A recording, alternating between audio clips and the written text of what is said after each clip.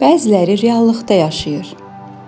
Bəziləri isə reallığı dəyişdirir. Dolça bürcü bu dünyaya hər şeyi başqa cür görmək üçün gəlmiş bir ruhdur.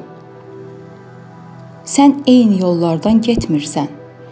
Çünki sənə görə həyat bir xəritə deyil, bir kəşfdir. Sən təkrarın içində itib getmirsən. Sən yeni başlanğıcların nəfəsisən. Sənin beynin daim işləyir, daim axtarır. Nəyi necə fərqli etmək olar, nəyi daha gözəl etmək olar. Bu təkcə maraq deyil, bu sənin yaradılış məqsədindir. Çünki sən sadəcə bir bürc deyilsən, sən bir ideya enerjisisən. Bəli, sən dolçasan, dəyişimin simvolu. Səndə olan azadlıq başqalarında yoxdur. Sən düşünürsən, hiss edirsən, yaradırsan və bəzən bunu hamıdan əvvəl görürsən. Sənin ideyaların bəzən gələcəkdə yaşayar. Amma sən o gələcəyi bugündən hiss edirsən. Sən insanlarla əlaqə quranda sadəcə danışmırsan, ruhlarına toxunursan. Sənin baxışında bir inam var. Dünya nə qədər çətin olsa da, onu dəyişmək mümkündür. Sən hər zaman o inamı daşıyırsan. Bəziləri səni soyuq adlandırar. Sən sadəcə hisslərini dərin saxlayırsan. Sən sükutla sevirsən, səssizcə düşünürsən və bir an gəlir, bütün kainatı bir ideya ilə dəyişdirirsən. Sən sözlə yox, enerji ilə danışırsan.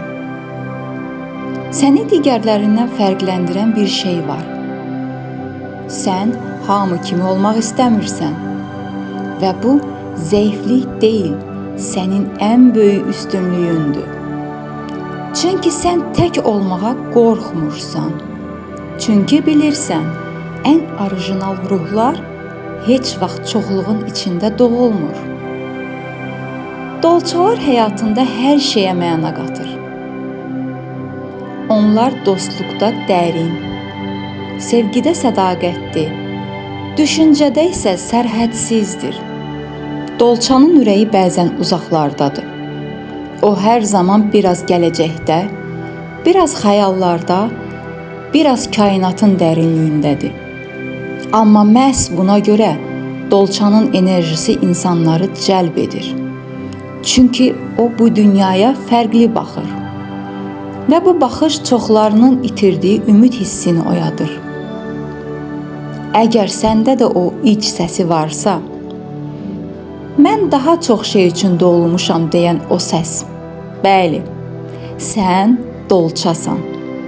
Sənin varlığın artıq dəyişimin başlanğıcıdır. Sən kiminsə gələcəyisən, kiminsə ilhamısan.